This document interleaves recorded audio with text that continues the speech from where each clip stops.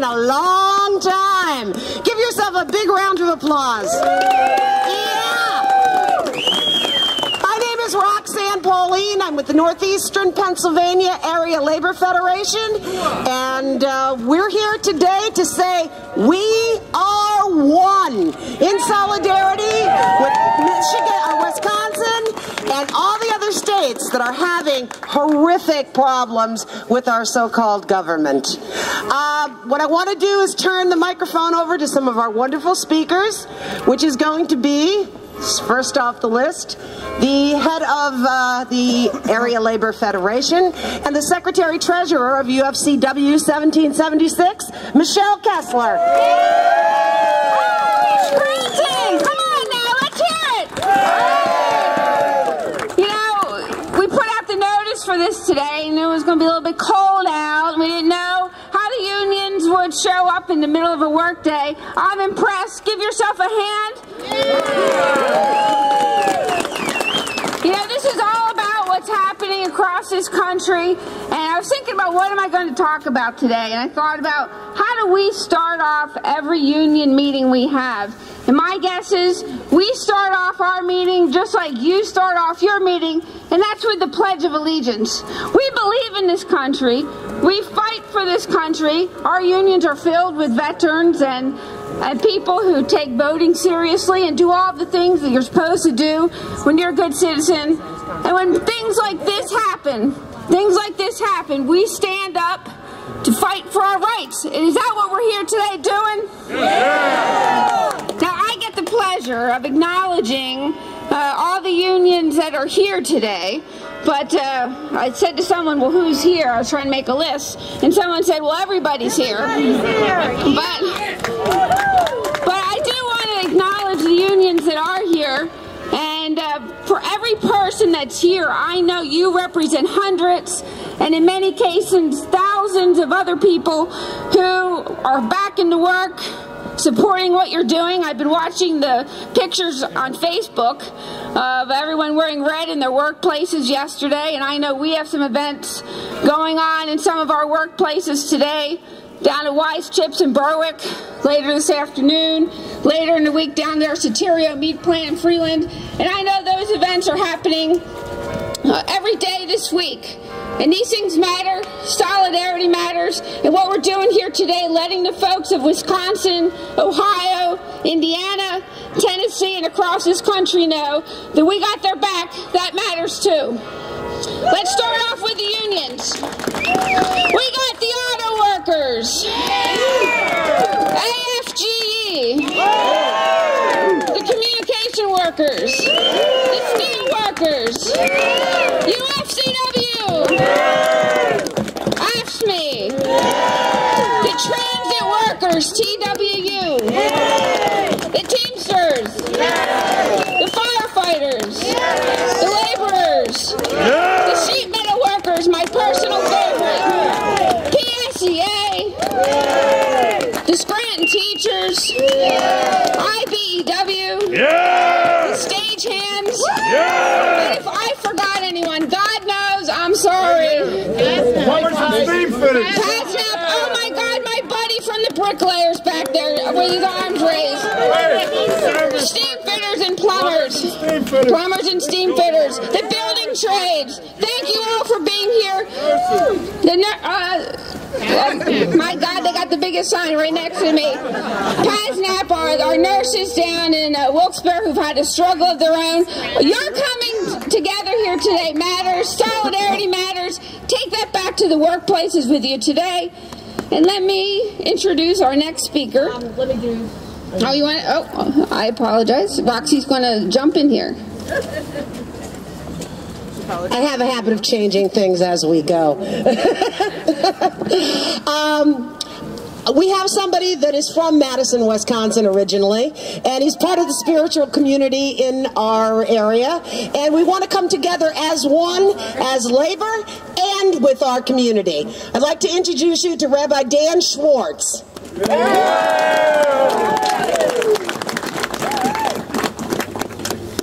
Good afternoon, everybody. You know, in the in the Times Leader yesterday, it said that we were expecting 40 to 50 people here. So it's clearly one of those miracles of breads and loaves and things like that in terms of multiplication here today. As Roxy said, I grew up in Wisconsin, and when we were in school in Wisconsin, we studied Wisconsin history, and one of the things we studied was the history of the Republican Party in Wisconsin, and that looked a lot different from what it looks like today.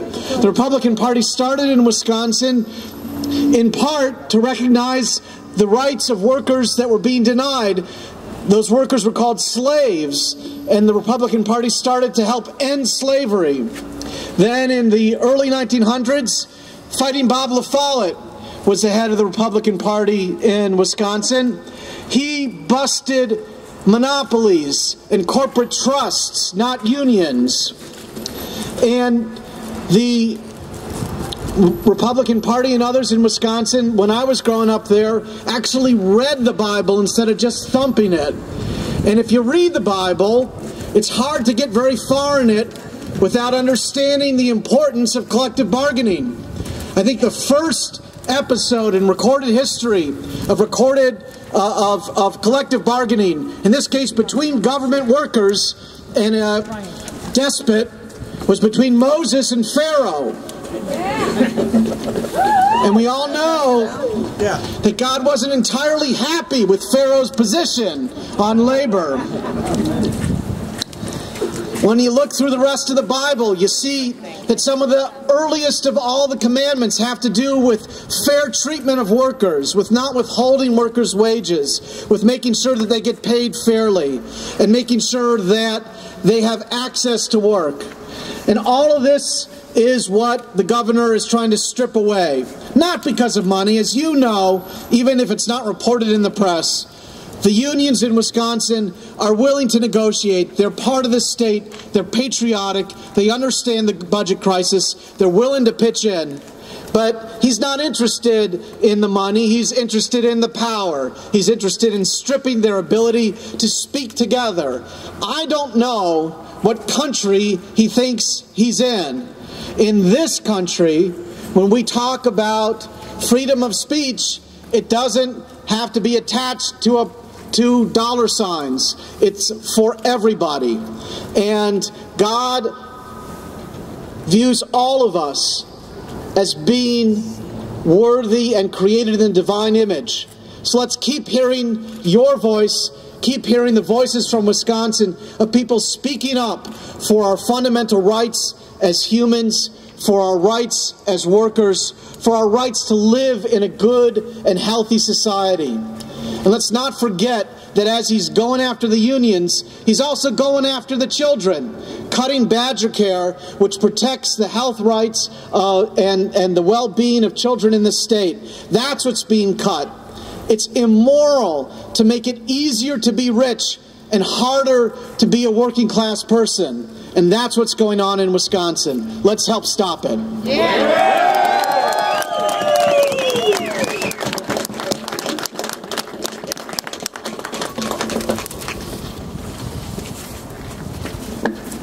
And he's going to come up with the American flag. Kenny Kenkel from Local 1193 Auto Workers.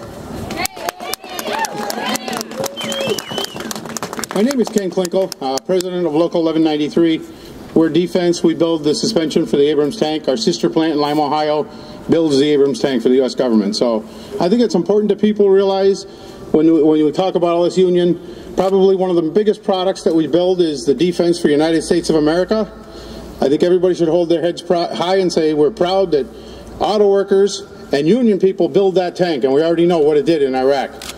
So a tip of the hat to all union workers, that's quality at its best.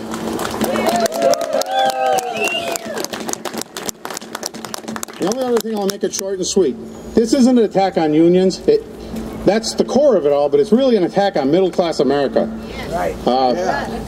Right now, we are at a level, the spread between the rich and the poor is equal to levels of the Great Depression. If that doesn't scare everybody, I don't know what it will take. The people that are here today, they get it. They understand what this is all about. We get it. Our biggest challenge is getting to the people that aren't here. So everybody needs to take the message back to the folks that aren't here, your coworkers, your neighbors, your family, and make them try to understand it. A very good friend of mine, probably one of my best friends, came to me the other day and he said, look what Obama's doing to this country. Now, he was a guy that voted for him. But he's an over-the-road truck driver, and he spends all his time listening to the radio, and he listens to these crackpots. And after a while, if you hear it over and over and over, you start to believe it. You start to believe it. So there we got a brother right there. Yay! So I guess my message is, you know, everybody that's here, we understand it or we wouldn't be here. Please get to your neighbors, your friends, your coworkers, and get the message. Make them understand what this is all about. And you know, it's that old thing that goes way back to World War II. And you know how it all starts. But the end result is when they came for the Jews, there was nobody to listen. So we got to get that message out there. We got to be loud and proud and make our voice heard. Thank you.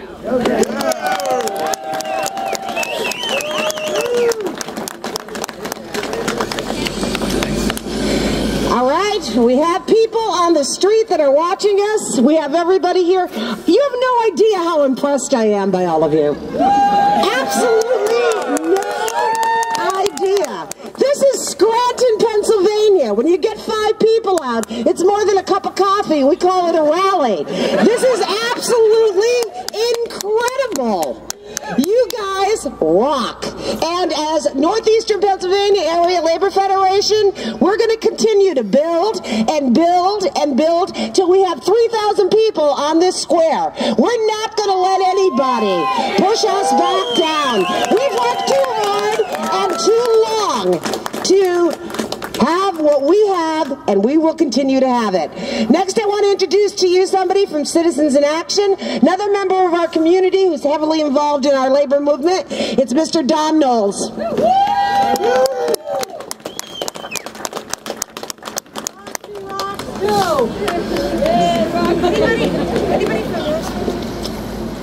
I think it bears repeating that this really is not about deficit reduction, but it is really about an effort throughout the entire country to take away the bargaining rights of public employees and all of labor. We're at a unique time in history where we're seeing something, as the rabbi mentioned, where labor and really the rights of all people, the collective voices of people, is under attack. And I think that if we're going to, we really need to understand how this came about. I was on the computer. I'm not very computer literate, but this morning I got on and I was looking for the quote. It was a quote by Louis Brandeis. He was a Supreme Court justice. And what Louis Brandeis said back in the 30s was that you can have concentrated wealth or you can have democracy, but you can't really have both. And that's the unique place that we find ourselves in history today. We're seeing something happening, and if we're going to counter it, we're going to have to understand what it is. We have made Election Day the day that everything begins and ends on that one day. But democracy is not really that. It has become that. Democracy is a dynamic process that requires us not only to vote on that one day, but to say to governors like Walker and the governors across this country that have labor under attack, look, we didn't on Election Day convey these absolute rights to you to do whatever you want, and especially to destroy the voice of labor. So how did we get in this unique place? I was thinking about this morning. We're now talking all over the country about deficit reduction. But we have 50 million people in this country without health care. We have 10 to 15 million people without jobs, even as corporations and Wall Street are doing well. How did this happen to us? So I'm going to ask you just to bear with me for 1 minute and go back to 2007 and 2008 to understand how we got where we are. I remember this well. I think we probably all remember this well. We saw it on TV. Our economic system, not only in this country, but throughout the world, was collapsing. We were going over the edge of the cliff, and we were asked to save that system. And by the way, it wasn't private dollars that saved the very system that now has us under attack. It was our dollars. These public dollars of ours were the ones that were utilized to save that system. And now, 3 years later, what are we saying in the name of that system? That same system has labor and the voices of labor, and not only the voices of labor, but the voices of any kind of collective action anywhere. That's what will happen. If the voices of labor are lost, believe me, the voices of citizens in general will be lost. And we must never forget, too, of all the things that we enjoy as citizens because of all the hard work of labor for many, many years. I hope we never forget that. So here we are. Here we are, and we know what has happened. And now what are we asked to do? We're asked to forget how 207 and 208 and this misbehavior on the part of Wall Street and our financial industry put us where we are.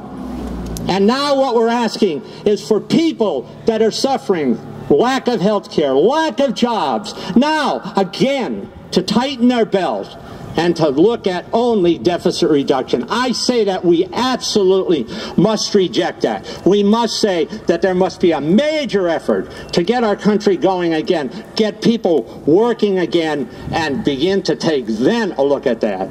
Last thing I'll say is this. Labor and people that are negotiating now are being asked for a give back. A give back. Even as it's a very difficult time for working people asked to give back. And so I do see labor and people wanting to make their contribution. The former governor of Pennsylvania was talking about it. He was saying, believe me, he said, we can have our differences, but don't destroy the voices of our unions and their right to bargain. So what I've heard on TV everywhere is the voices of folks who have to negotiate saying, yes, we will come to the table and we will negotiate. We will talk about these things. We will bargain these things. And so I say this, okay, have a discussion about the sustainability of, let's say, a health care package. But at the same time, let's have a discussion about the collapsing health care system in this country that we know we can't sustain. It continues to go up. The costs are passed on to working people all the time. So let's have that discussion about give back. But let's have this discussion about the fact that we have 50 million people in this country that don't have any health care at all, even as the political system is talking about repealing the new health care bill. And the same with pensions. Are they sustainable? I don't know. But people are going to have to negotiate that. Good. Let that be a part of bargaining and a part of negotiation. But at the same time, let's say we want our voices heard about the lack of sustainability of Wall Street and the hedge funds and the people that cause the pain that we're experiencing.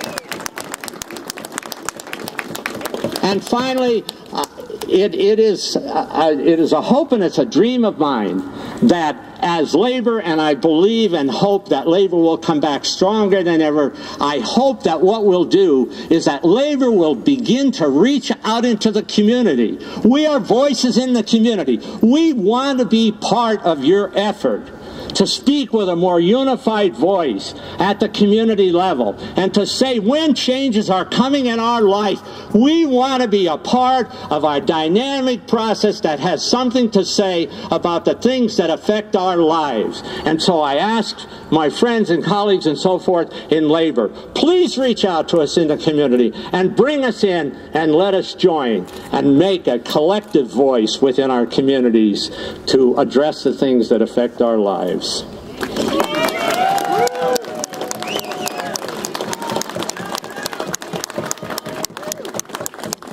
Okay, working families under attack. What are we going to do? Fight! Working families under attack. What are we going to do? Fight! Working families under attack. What are we going to do? Fight! I got AFSCME here, who's been a big part of what's going on in Wisconsin. I have Matt Ballas, and he's going to talk to you a little bit about what they've been doing in Madison. Good afternoon, brothers and sisters, and thank you all for coming out. We're here to show our support for the public workers in Wisconsin that are fighting to keep their collective bargaining rights. And make no mistake about it, collective bargaining rights are human rights. That's right. This issue isn't about deficits. This issue isn't about budgets. It's about union busting. They're out to bust our unions. Right. And we're not going to give up the rights that we fought for over 100 years. I'm so glad to see so many of our brothers and sisters here from the other unions, because this just isn't about public employees. When the unions busters are done with the public employees, they're going to go after the private unions. Yep. And when they're done with the private unions and they have no rights left, next they'll be going after Medicare and Medicaid and Social Security and unemployment, and they won't rest until they take every dime out of the pockets of the middle class and give it to their friends, the greedy Wall Street bankers and the corrupt CEOs of corporations. And we can't let that happen.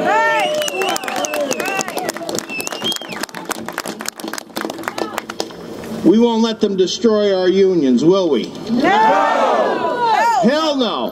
Hell no! We'll do what we always do. We'll organize, we'll demonstrate, we'll protest, and we'll fight. And if they try and bring their union-busting act to Pennsylvania, we're going to go to Harrisburg, and we're going to make what's going on in Wisconsin look like a picnic.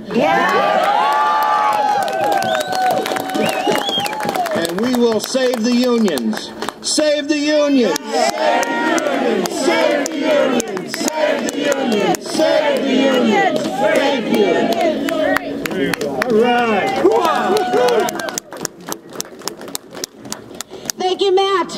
And all the way from Philadelphia, Pennsylvania, we have from UFCW 1776, my favorite man who gives the greatest speeches of all. And he's going to live up to that unbelievably today, John Meyerson. Thank you, Roxy. Make it a little easy for me. Hey, first, I want to thank Michelle and Roxy and the Northeast PA Al for putting on this rally. I drove up here from Philadelphia for one reason. I couldn't get to Madison. I figured, what's the next best thing? I'll come up to Scranton. I bring greetings from Wendell Young. Wendell and I, a couple hours ago, were in Allentown. One of us had to come to Scranton. One of us had to go to Harrisburg. I won!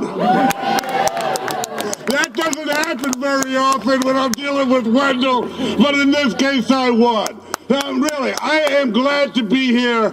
I am glad because you know what? It's about time that we stood up. It's about time that we got together, all unions, public sector, private sector, government, transportation.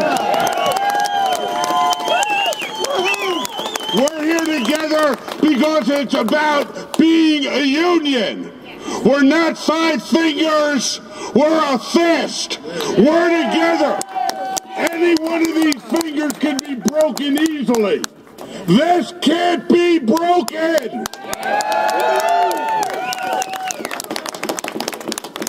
What's going on in Madison, what's going on in Columbus, what's going to be going on in every city across this country, unions are coming together, we're standing up, we're fighting back, and we're saying, you know, you listen to that talk radio and you hear over and over again, why should they have a pension? Why should they have benefits? Brothers and sisters, when we hear that from our neighbors, we have to turn around and we have to say to them, you're asking the wrong question. You're asking the wrong question. The question you should be asking And I say this to everybody who is working non-union today, who is unemployed, who is retired, who is struggling, who is suffering. They should be asking this question: why don't I have a pension? Why don't I have health care benefits? Why don't I have a good job? That's what we're talking about. We're talking about jobs. The union movement built the middle class, and so many of our sons and daughters went on to forget that. And we have to remind them, and we have to stand up, and we have to say, if you want a good job, if you want good benefits, if you want a decent pension, you want a union. And that's what they're doing in Madison, Wisconsin. And the people of Wisconsin are hearing them. And as this goes on, the support for the governor goes down, and the support of working families goes up. And that's what's going to happen in Columbus, Ohio, and that's what's going to happen in Harrisburg. It's enough. It's enough of these corporate fat cats trying to do what they're doing in Wisconsin.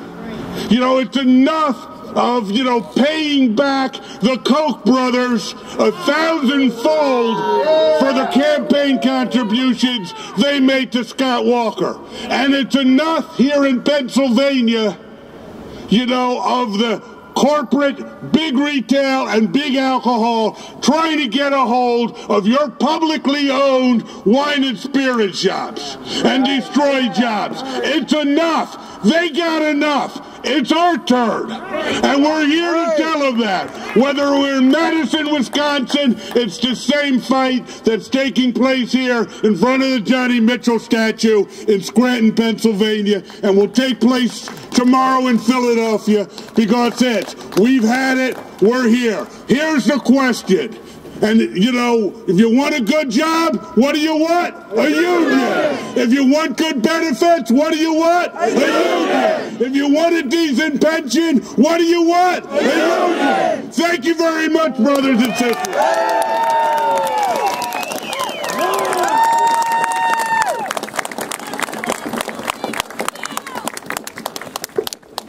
Once again, I'm honored. I feel like I'm going to cry. This crowd out here is great. We got some media here. Take some time. Tell them what you think. Hang around. Talk to your brothers and sisters. And please promise me this. You will be back here on this spot when needed again. Thank you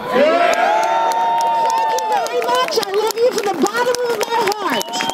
Union. Working families under attack. What are we going to do? Fight back. Working families under attack. What are we going to do? Fight back. Working families under attack. What are we going to do? Fight back. Thank you. God bless you.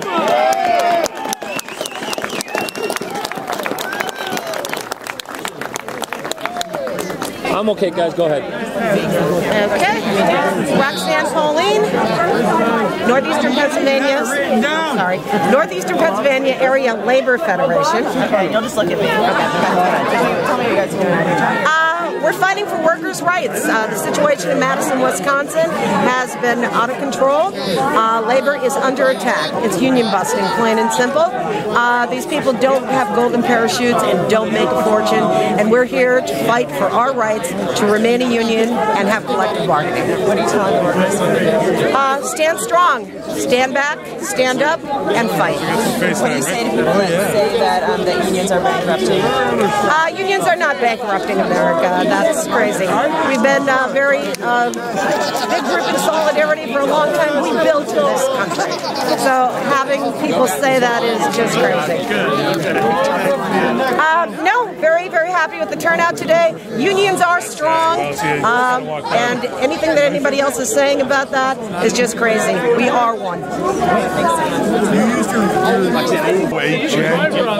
Meyerson, M-E-Y-E-R-S-O-N. And I know you're with UFCW 1776. That is correct. What's your title with that organization? Director of Legislation and Political Action.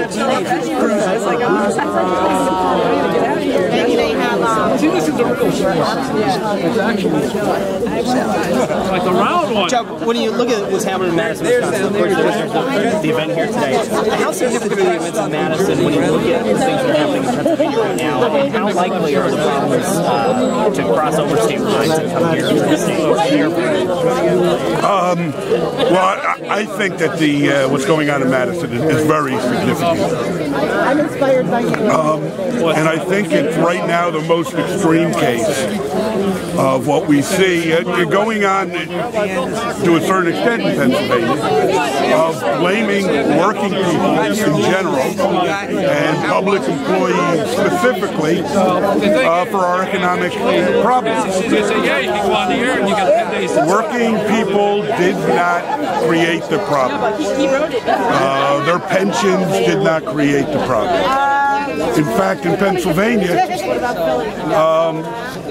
Pennsylvania state workers and teachers paid their pension payments every pay. Money went into the pension. It was the employers that took a contribution holiday and didn't put the money in.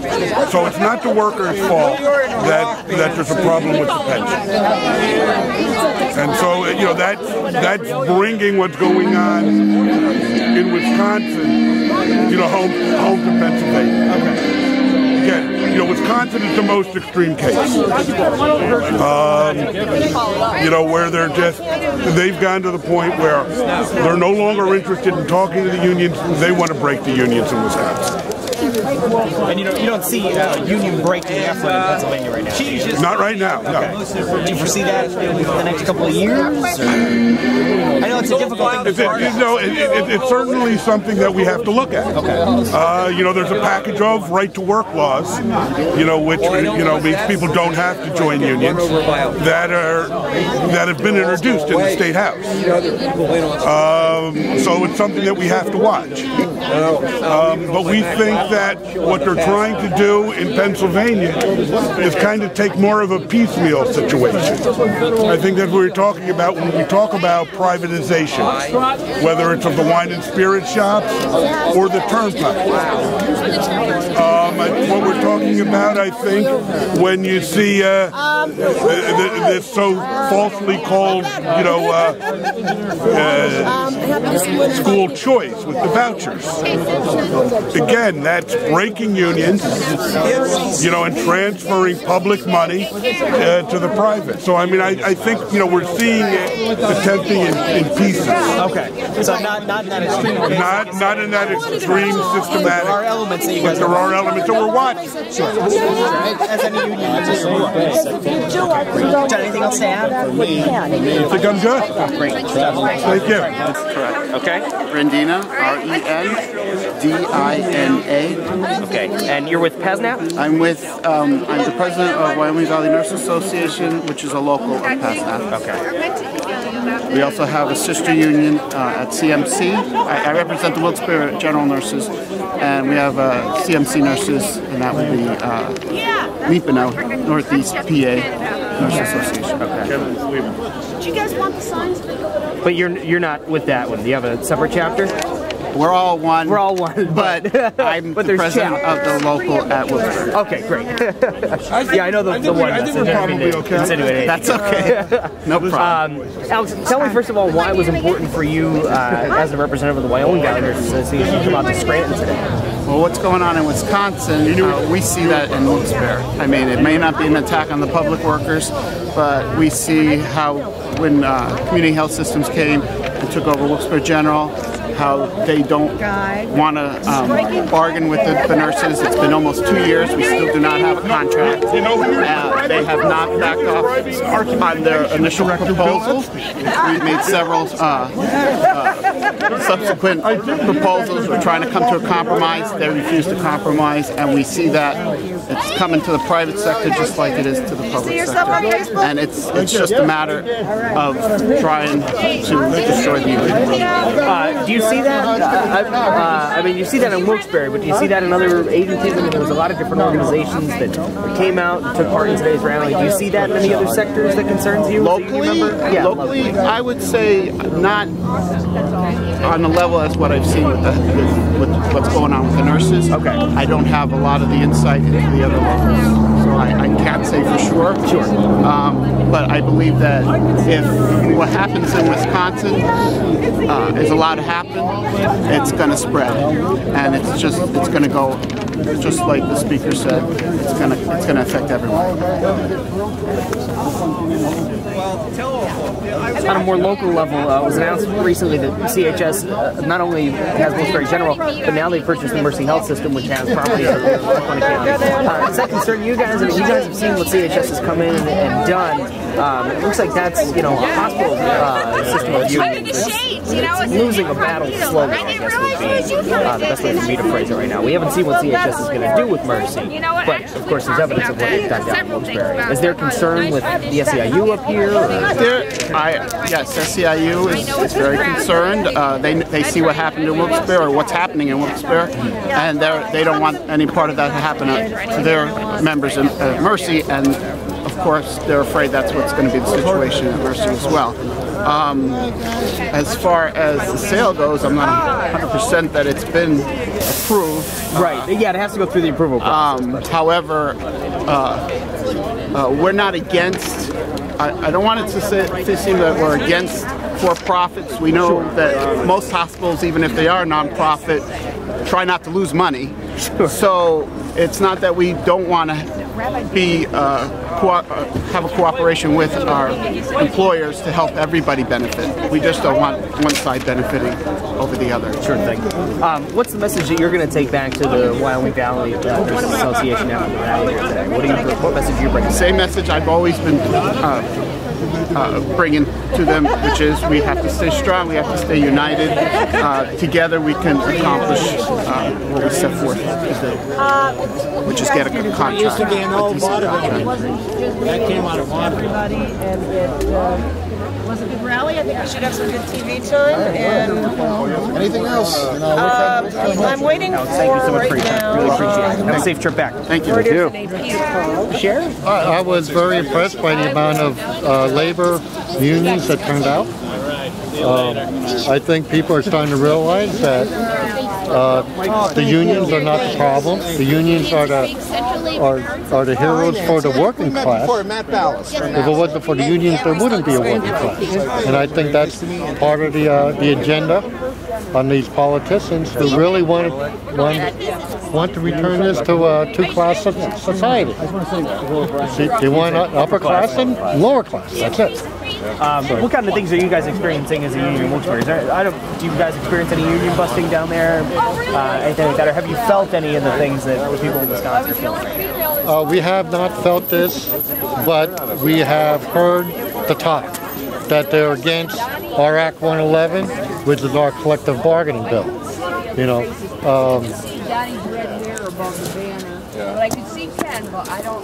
People need to realize that, like, our collective bargaining. Hey, see you. Have a good one. David? Careful on your way back. I'll see you next week. Yep, take care. That our collective bargaining has not been the problem, has not been the issue, right? The politicians will try to point that out, that it is the problem, but it really isn't. We have our contracts have been negotiated. They really haven't gone to arbitration, except this past one. It's now went to arbitration, but it's the fair way to settle our contract. Firefighters were not allowed to strike, so to have an impartial, neutral determine it, whatever it is. Both sides state the case. He looks at it, and then he'll make his ruling. I'm sorry, I didn't get your name. Makar, M-A-K-A-R. Thomas. Oh, we'll look for you. I'm president of Wilkes-Barre City Firefighters, Local 104. You can't be happy with that. I saw the video. Well, thanks for talking to us. Thanks, I appreciate it.